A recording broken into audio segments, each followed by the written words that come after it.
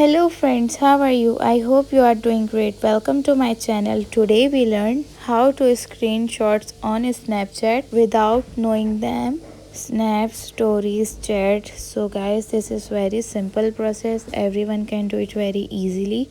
So don't waste your time and let's get start the video and watch full video without skipping. So first we tap on Snapchat and tap on chat and open your friend chat and how to save it without knowing them. So very easy process. You have to start your mobile screen recording and you have to save any screen recording, pictures, chats and stories and all. This is very simple way and this is very technical way to start your screen recording and save Snapchat stories and pictures, save in your gallery.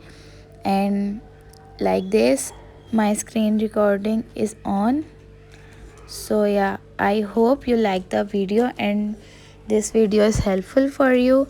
So please guys, subscribe my channel, like the video and leave the comment in below, and don't forget to press the bell icon for my new videos update. Take care.